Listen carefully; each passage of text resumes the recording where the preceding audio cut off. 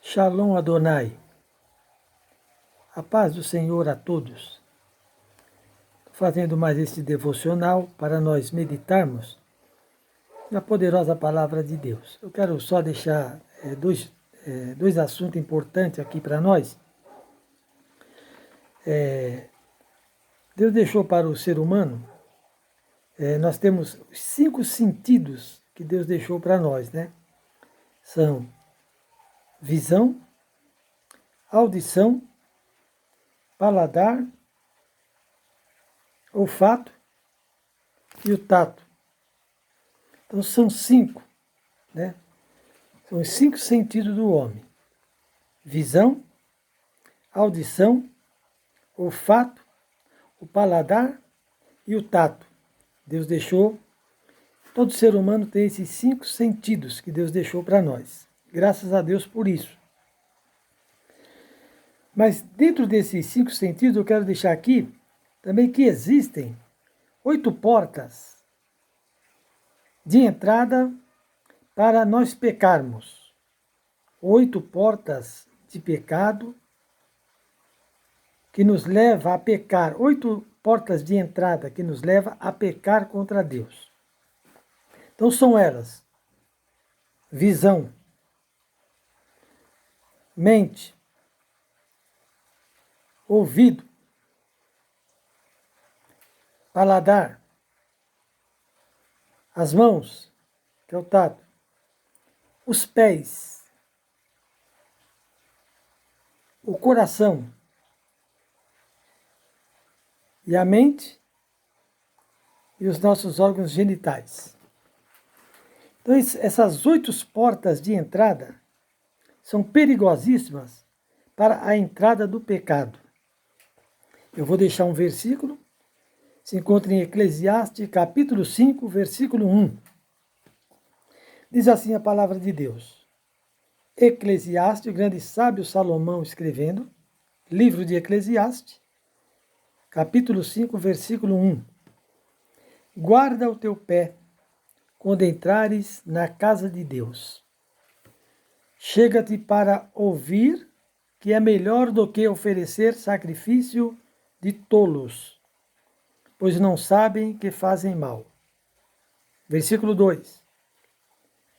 Não te apresses com a sua boca, e nem o teu coração se apresse a pronunciar palavra nenhuma diante de Deus. Porque Deus está nos céus e tu na terra. Portanto, sejam poucas as tuas palavras. Amém. Altíssimo Deus, eterno e criador do universo, aqui te invocamos e aqui te agradecemos pela leitura da tua palavra e que o Senhor possa falar grandemente ao meu coração, porque eu também preciso ouvir a tua voz ecoando. E em nome de Jesus eu te peço e agradeço. Amém, Senhor. Então vamos adentrar nesta palavra. Muitas vezes, irmãos, nas minhas orações eu sempre peço ao Senhor que santifica-me na verdade. A tua palavra é a verdade. Pecar, todos nós vamos pecar porque já somos pecadores. Mas o importante é nós não permanecermos na prática do pecado. É diferente ser pecador e viver vida pecaminosa. Aí tem 2 diferenças.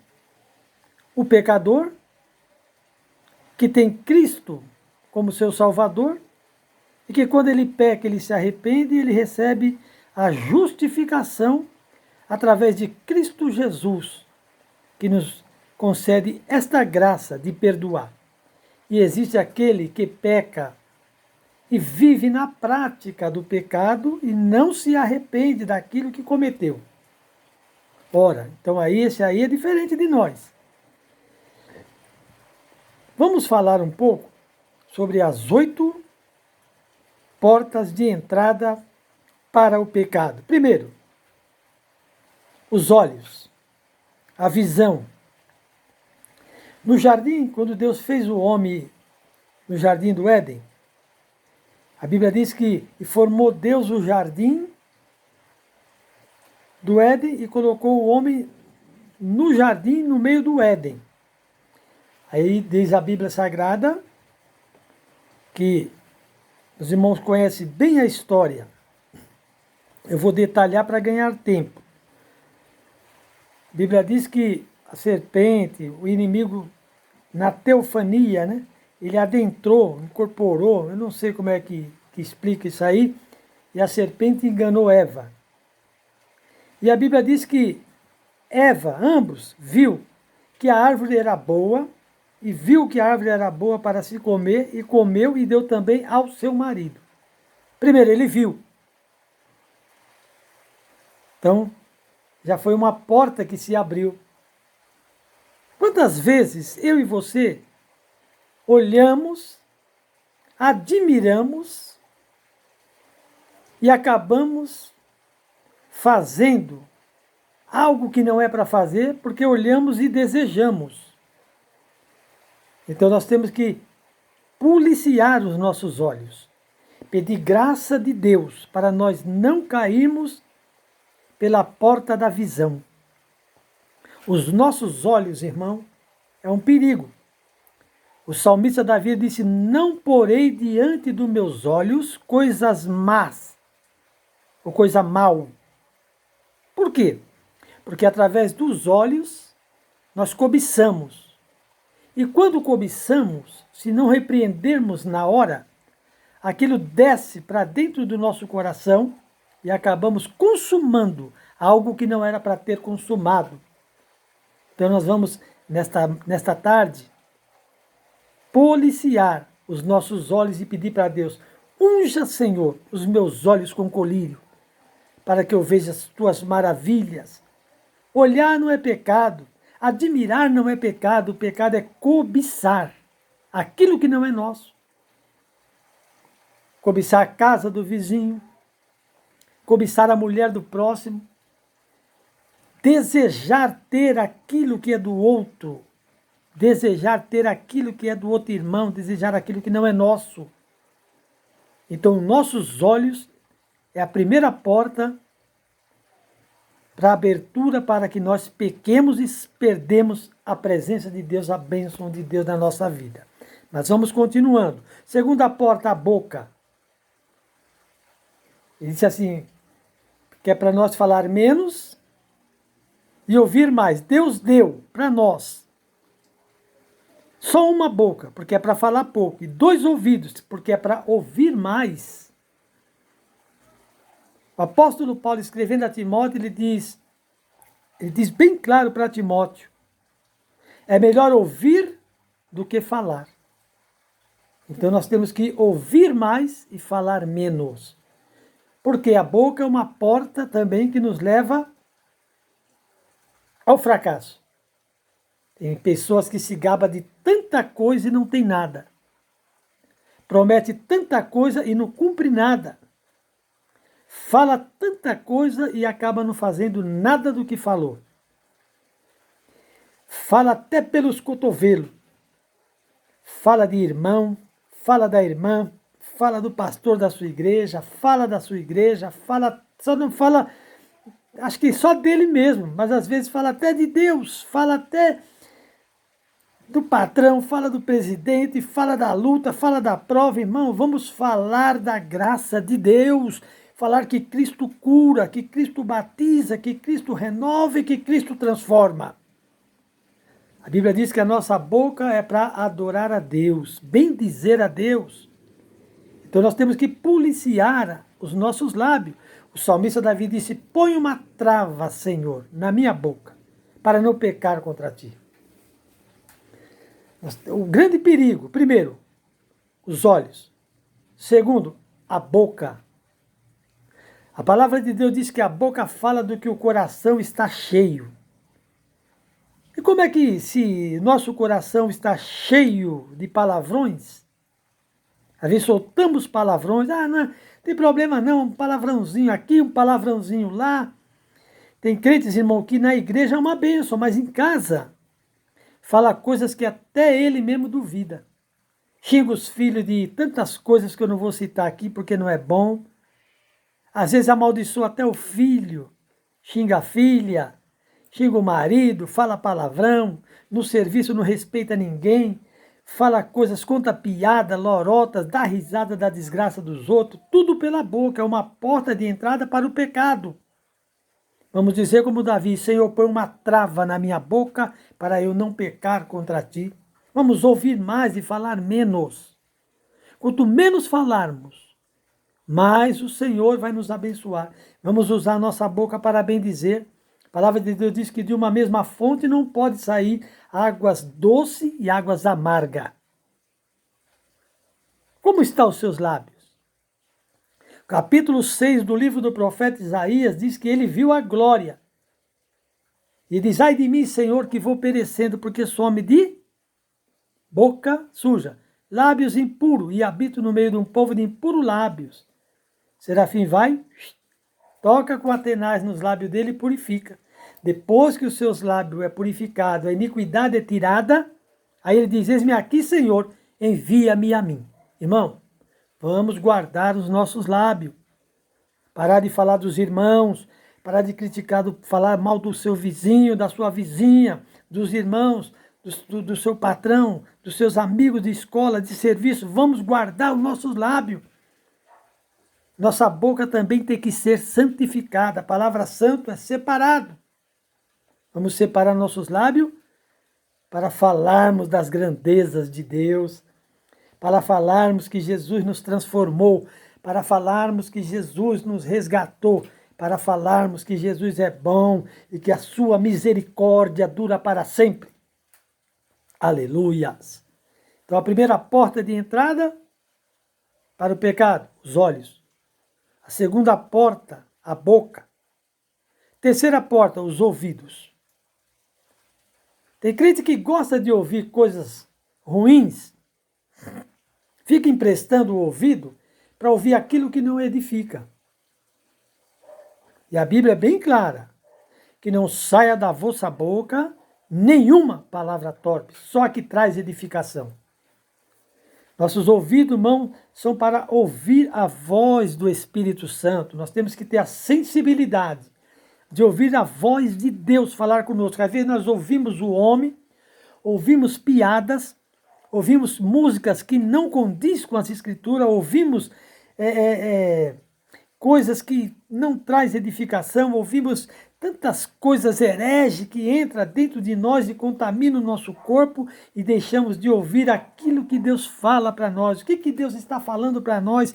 É nessa tarde aqui que eu estou trazendo esta live. Deus está dizendo para nós, vamos ouvir mais a voz de Deus, a voz do bom pastor, a voz daquele que cura, a voz daquele que edifica, a voz daquele que levanta o caído, a voz daquele que foi, que é, que será, o alfa, o ômega, o princípio, o fim, o meio, o começo. Ele é que nós temos que dar ouvido.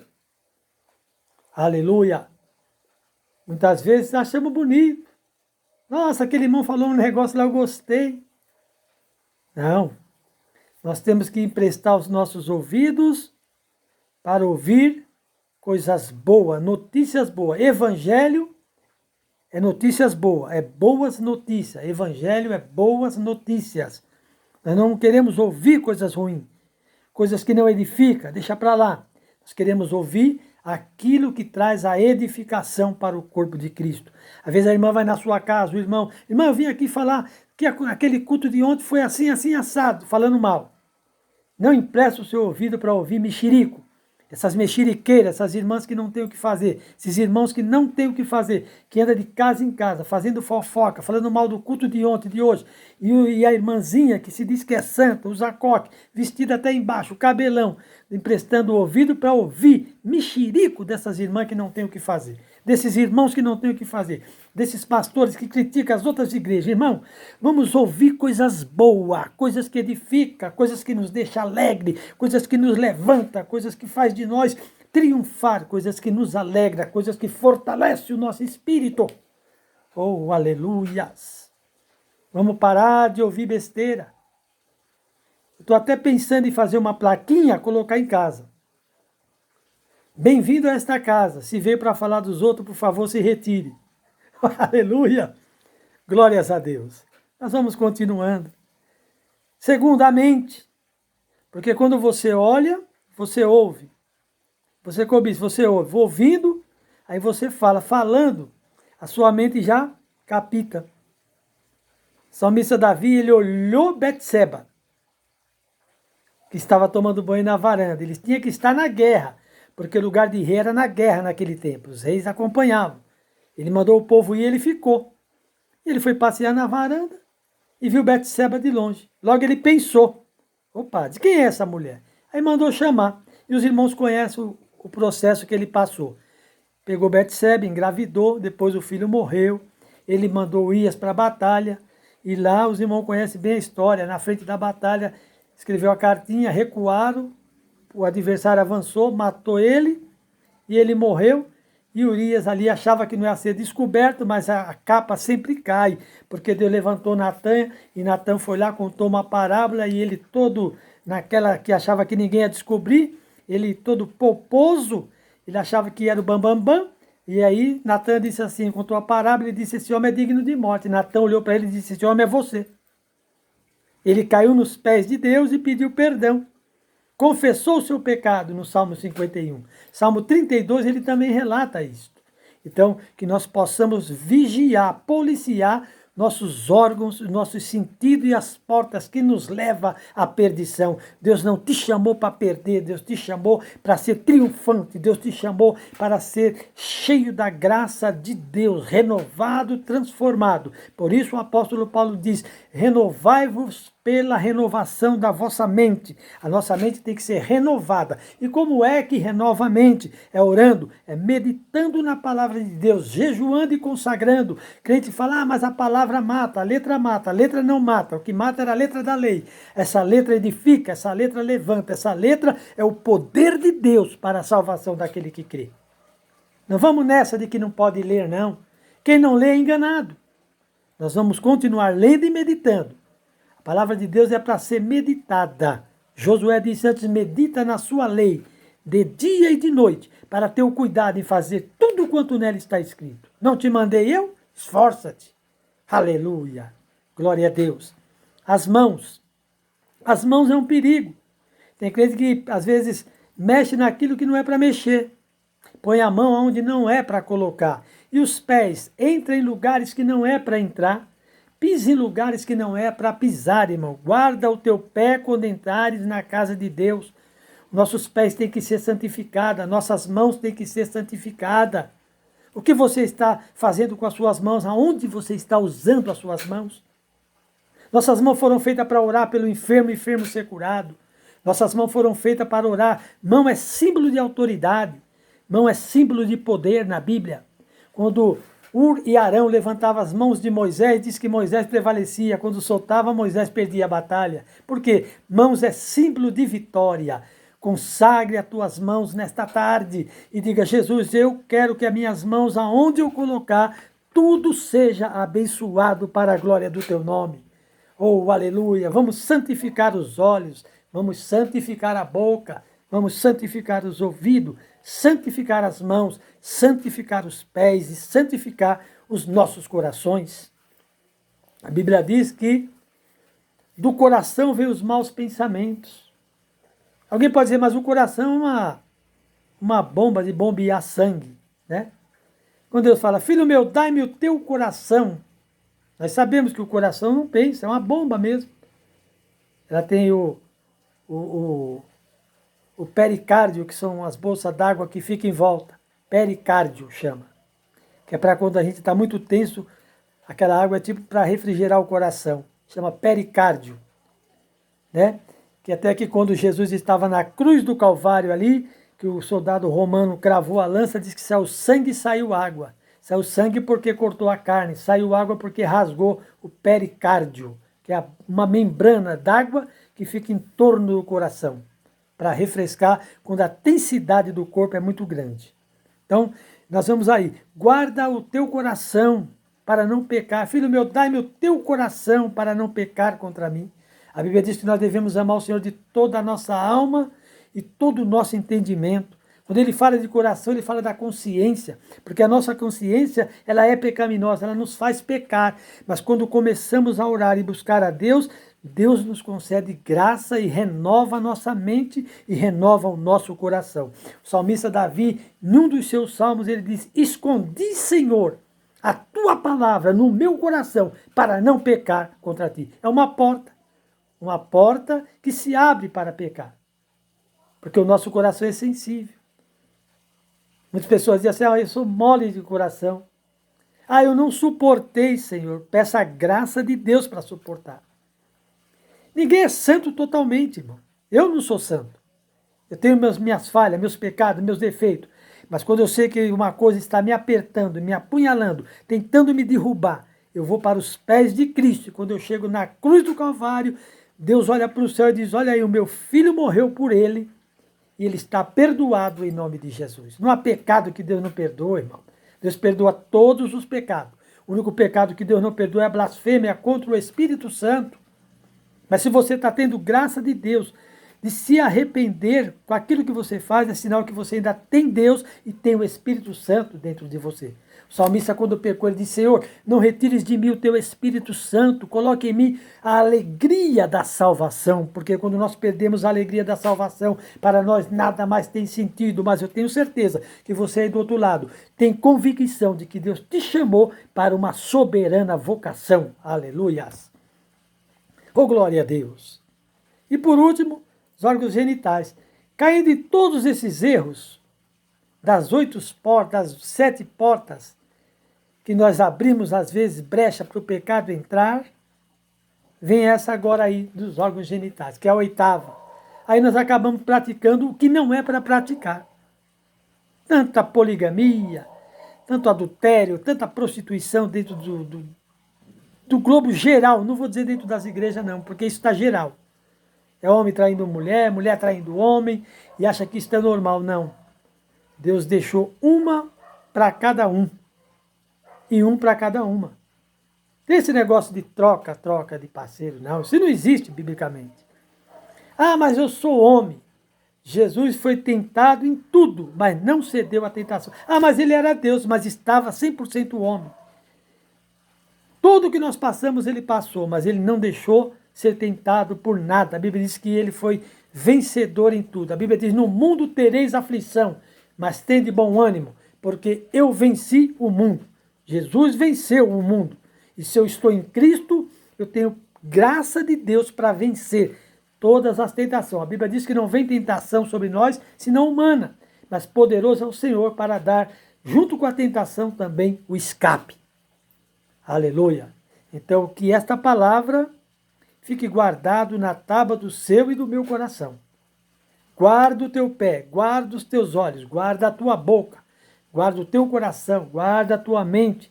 Busca a presença de Deus, medita na palavra, se renova através da palavra, busca a palavra, santifica-te na palavra. Paulo, escrevendo a Timóteo, diz que toda a escritura divinamente inspirada é proveitosa para redarguir e instruir o homem em toda a justiça. Nada tem que acrescentar. A palavra, ela é inerrante, não contém erro. A palavra é a verdade, não existe outra palavra. Jesus é o caminho, a verdade e a vida. Estão pregando por aí que todas as religiões levam a Deus como todos os rios levam ao oceano. Tem um rio que eu conheço na geografia bíblica, que eu estudei, que é o Rio Jordão. Ele desemboca no Mar Morto. O Mar Morto só recebe e ele não solta. Então é um perigo dizer que todos os rios levam ao oceano, como todas as religiões levam a Deus. Cada um fica na sua, né? Mas o importante é nós crermos que Cristo morreu sobre Pôncio Pilatos, ressuscitou ao 3º dia e está vivo, recebendo todos quantos se achegam a Ele. Nessa tarde é tarde de salvação. Você que está do outro lado, se está parado, volte para Cristo hoje. Ele te ama e Ele te quer. Jesus é o teu Salvador e é o teu Senhor. Jesus morreu por todos os homens na terra. João 3,16. Que Deus amou o mundo de tal maneira que deu seu único Filho, para que todo aquele que nele crê não pereça, mas tenha a vida eterna. Que Deus te abençoe, fique na graça e na paz de nosso Senhor e Salvador Jesus Cristo de Nazaré. Uma boa tarde a todos. Que a graça de nosso Senhor e Salvador Jesus Cristo, o grande amor de Deus, as consolações do Espírito Santo, esteja com todos, desde agora e para todos sempre. Amém.